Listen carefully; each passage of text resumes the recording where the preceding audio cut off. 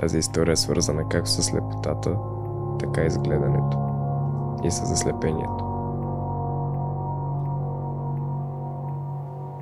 Ние сме принудени да живеем в свят все по-пренаситен от изображения. Действителността на видимото ни залива. Давим се във визуална информация, а това сякаш ни прави още по-зависими от образност, цветове, картини. Цялото това море на видимото ожедняваме все повече. Все по-малко виждаме и все по-бързо слепяваме за наистина важните неща. Какво е слепотата обаче? Бидете да си представите физическата слепота. Просто затворете очи. Сега.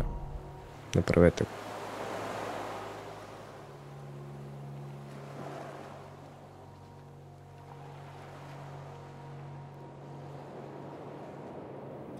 А сега си представете, че до края на живота ви ще е така.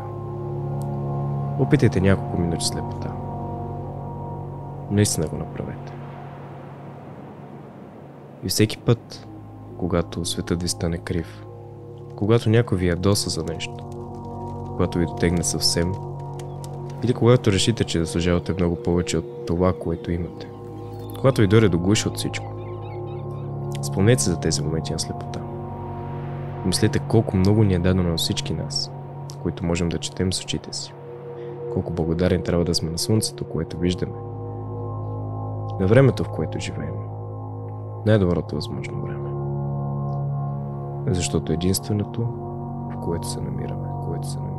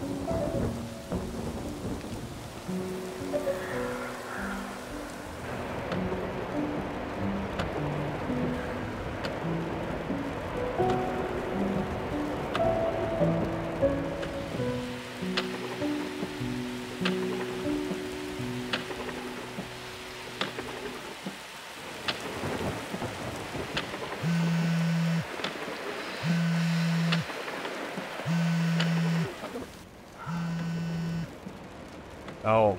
Даниеле! Не мога да повярвам. Защо се тръгна? Къде е човек? Върни се да поговорим. Не може да продължаваме повече така. Какво искаш да направя? Какво искаш да ти кажа? Не може винаги да бягаш от проблемите си. Аз не бягам от нищо. А какво правиш? Ти сам виждаш, че нещата между нас просто се получават. Тогава това е края.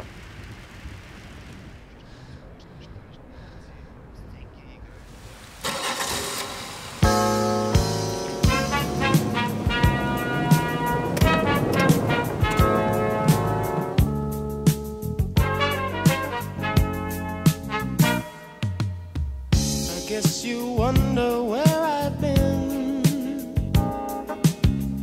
I search to find the love within. I came back to let you know, got a thing for you, and I can't let go. My friends wonder what is wrong with me. Well, I'm in a daze from your love, you see. I came back to let you know, got a thing for you, and I can't let go. What you won't do for love, you tried everything, but you don't give up. In my world, only you make me do for love what I would not do. My friends wonder what is wrong with me. Well, I'm in a daze from your love, you see.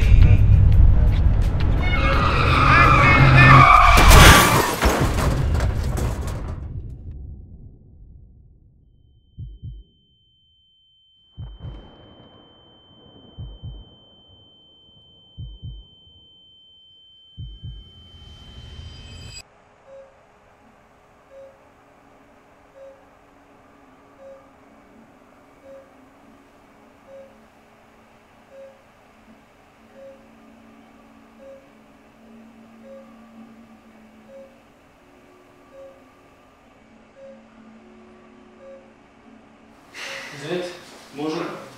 Леса, доктор.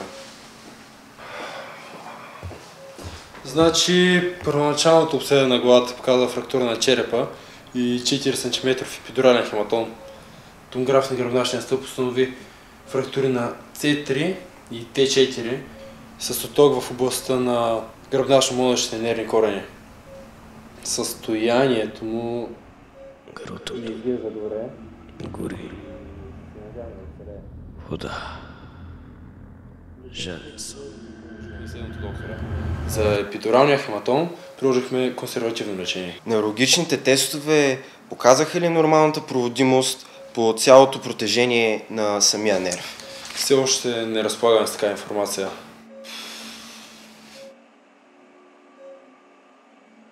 Вода. Умирам за вода.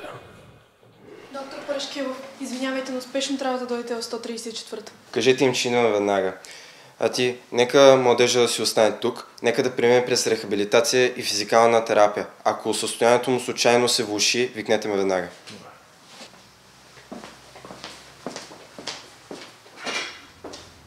Болезнена жажда. Това е лето да си в кома. Това ли?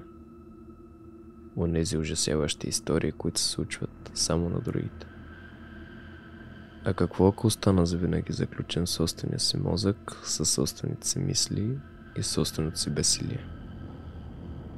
Единствено мисли. Без думи, без действия, без резултат.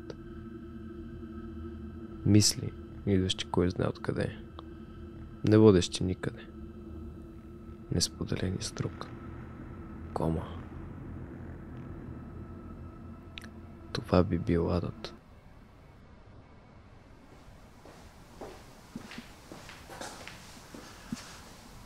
Резултатите ви са задоволителни пред състоянието ви. Как се чувствате в момента? Господине? Господине? Как сте? Не знам. Знаете ли кой сте? Да, Как се казвате? Даниел. Коя дата сме днес?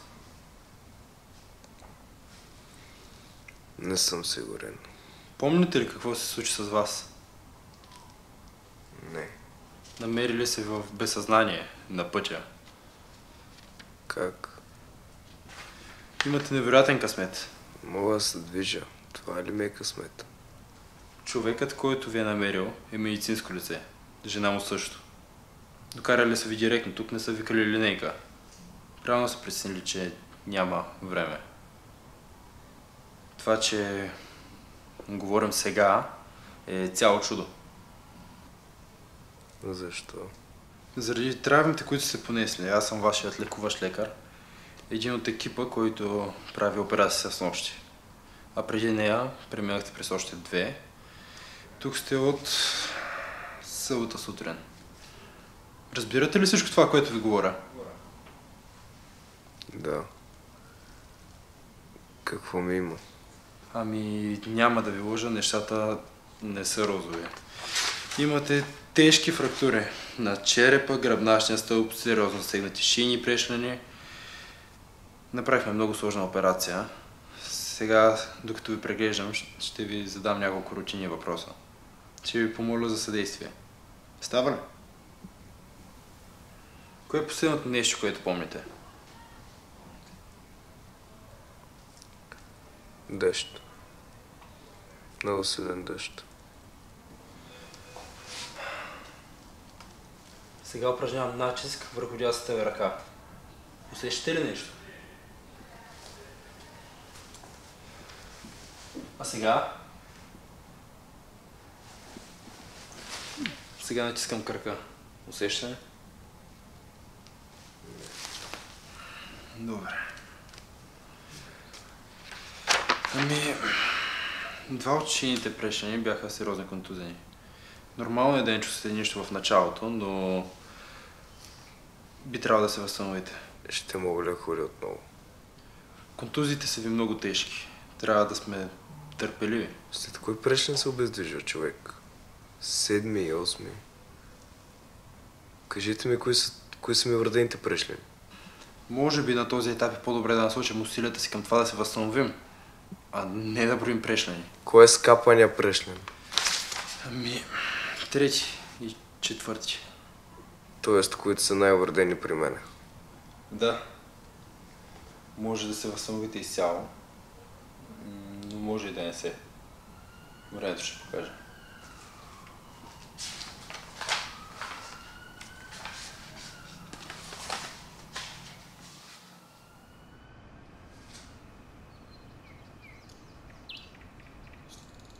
Как сте, младежо?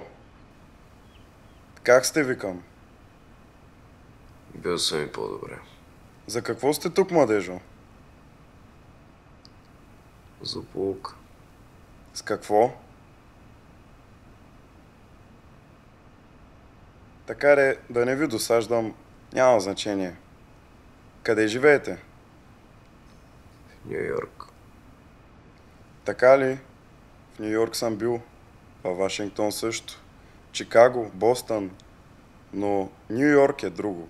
Сентрал Парк, Манхатън. Ех, какъв град. А колко видове птици има там, знаете ли? Има всякакви птици, да. А знаехте ли, че за пръв път броят на птичите видове в парка Прадо, Сан Диего, Южна Калифорния, задмина този в Сентрал Парк на Ню Йорк? Знаехте ли го това? Не знаех. Сега вече знаете. Аз ги изследя тези неща, обичам птиците. Какво толкова обичате тия птици и гледате как летят? Обичам да ги слушам. Ето този Славей, например, сега чувате ли го? Това е Северен Славей. Има го и в Америка. По-рядък е за нашите ширини от Южния Славей, но се приличат доста. А иначе откъде сте? Моля? Казвате, че живеете в Ню Йорк. Ама иначе откъде сте? Варна. Откакто се помня, съм искал да видя морето. Аз съм от Габрово и бях виждал морето на картинки, по филми, на снимки бях го виждал. Представях си го всякак. Бурно, кротко, тъмно, изкрящо. Рисувах го постоянно. Даже много обичах да рисувам подводния живот. Но всъщност никога не бях виждал морето. Истината е, че не бях виждал море и това е то. Бях го рисувал толкова много пъти, а не го бях виждал. И си бях съставил план да отида лятото на море за една цяла седмица. И за да събера пари, се хванах на работа с някаква бригада, която прекарваше телефонни кабели. Ама беше голяма жега.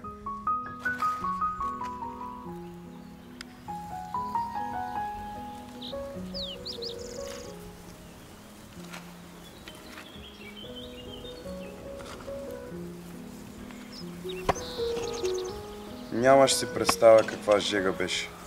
Копаех дълбоки дупки от сутрин до вечер, сякаш нямаше край. Един ден спряхме до една чешма, страшна жажда.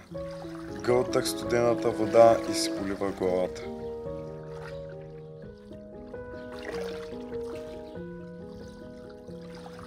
Докато изведнъж не ми причерня. После съм припаднал.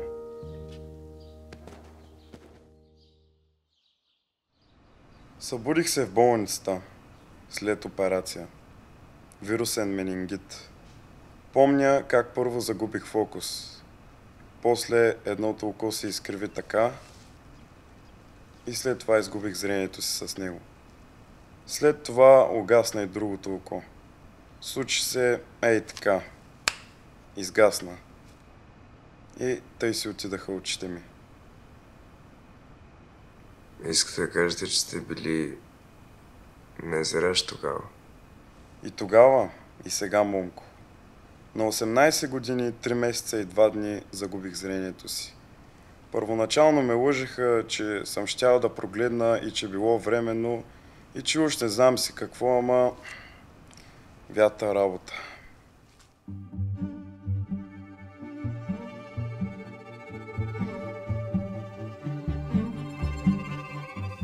Моята мечта беше да видя морето, синко. Да вперя поглед в безкрайната морска шир. Уви, на студентския лагер във Варна беше първата ми среща с него, но бях изгубил вече зрението си. Бесен бях, че не можех да го зърна със собствените си очи. Сякаш този гняв ме потикна да плувам сам рано сутринта. Бесен бях. Когато съм бил способен да го видя, не ме пуснаха да го доближа. А когато вече плувах в него, нямах очи. Така, носейки се по вълните, осъзнах, че явно доста съм се отдалечил от брега, защото се оказах в тишина. Абсолютна тишина. Не чувам нищо. Не чувам брега, не чувам чайки, не знам къде съм. Само шумът на морето. Успокояваш, ще кажеш, ама не е, защото моят единствен ориентир във водата е шумът от брега. Няма друго. В морето, ако не знам къде е брегът, загубен съм. И започвам да плувам и плувам. Опитвам се да не се паникьосвам, защото паниката е най-лошото. Плувам, после се отпускам от време на време да почина, след това пак започвам да плувам. Сега вече се надявам да чуя моторница или нещо друго. Ама няма. Вълните къси, коси, заблуждаващи. Удрят, удрят, секат леко и сякаш идват от всякъде. И си викам: ангеле, ангеле, това море, дето толкова си го искал цял живот, нарочно ти е било отказано. Бог ти взе очите само и само, за да не го видиш това море. Но ти не е, та не. Искаш море? На ти сега море. Бог ти взе очите, сега ще те вземе и теб. Ще те прати да храниш рибите. Започнаха да ми се появяват и такива мисли, Даниел. И тогава някаква по-различна вълна ме достига. И разбирам, по трептението на морето разбирам, че това вече е някакъв плавателен съд. Човешкото присъствие е голяма работа, да знаеш. И в крайна сметка ме спаси един рибар. Когато ме прибраха онзи късен следобед в лагера, всички ме гледаха като Лазар, който е възкръснал от мъртвите. Така, в глъчка и радостна възбуда, неусетно настъпи вечерта. Слизаме всички долу на плажа, запалва се огън, пеят се песни, свири се на китара. Аз съм седнал и разказвам за пореден път своята одисея. После музика, веселба. И тогава, точно тогава, между две песни се появява тя. Марта. Коя е Марта ли? Била дива, пъргава, мъжкарана, красавица, но с недък, поради една злополука на парзалката във Варна, заради която кракът ти беше с 5 см по-къс. Та вечерта около огъня, още тогава се влюбих, бе, момче. И съм си казал вече по-късно, питал съм се и преди, ако тя не беше ощетена от съдбата и аз не бях сляп, щях ли да срещна най-добрият човек в живота ми? Щях ли? А дори и да го бях срещнал, щях ли да го видя и да го позная?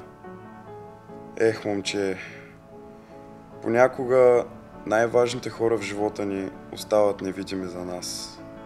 Едно е да гледаш, друго е да виждаш, а съвсем различно да разбереш. Какво се случи после? Ами, тази история завършва така или започва така. 2 деца, 4 внуци, кола, жилище. 23 години го изплащахме.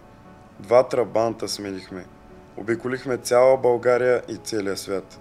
И знаеш ли, имах най-щастливия възможен живот. Не се разделихме, докато тя не се тръгна от този свят миналата година. Рак. Опитахме всичко, но много късно го откриха. Съжалявам. Марта. Най-добрият човек. Голям човек беше.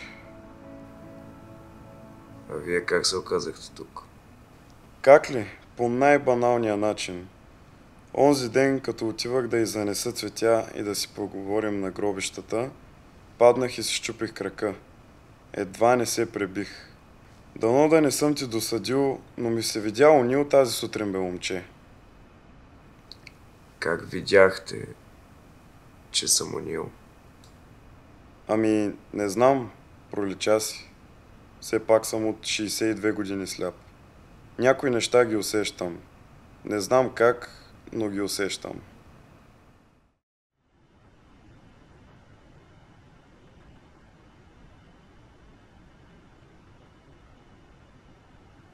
Мога ли попитам нещо? Да, разбира се. Знам, че не може да кажете с точност, но ако се възстановявам нормално и всичко върви по план, колко време се очаква Или да правим каквито и да е прогнози, първо трябва да следим състоянието ви. Колко време? Вижте, един възрастен лекар веднъж ми каза, че голяма част от хората, които постъпват тук с много тежки травми, сякаш са имали нужда да спрат. Сякаш са имали нужда да преосмислят нещата. Или са били преуморени от работа, или са тръгнали в погрешната посока. И сякаш сами са жадували за тази почивка. Да погледнат живота си отстрани. И сякаш нещо им е дало тази възможност. Само че те не го осъзнават. Защото ги боли. Защото тялото им страда и психиката им е разбита. И ето тук идва важният момент. Ако все пак има нещо, което наистина ги дърпа към този свят тук, те успяват да се върнат и да преодолят болката. И излизат от тук различни. Тоест искате да кажете, че аз съм се причинил това? Не, в никакъв случай не казвам това. Не бихте могли да си причините нещо такова умишлено. Кой би могъл? Но вярвам, че всеки има шанс да излезе от тук различен.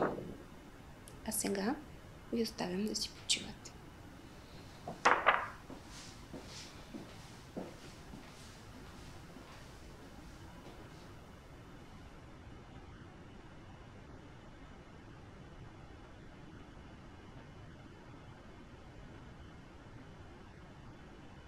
Младежа, буден ли си? Долу на регистрацията на момиче търси Даниил. Тъй ли? Какво да й кажа? Много разстроено. Плаче, буйства, иска да се качи и да види момчето веднага. От събота го издирвал. Викнали сме охрана. Голям темперамент. Момче, буден ли си? Да. Буден съм. Нека дойде.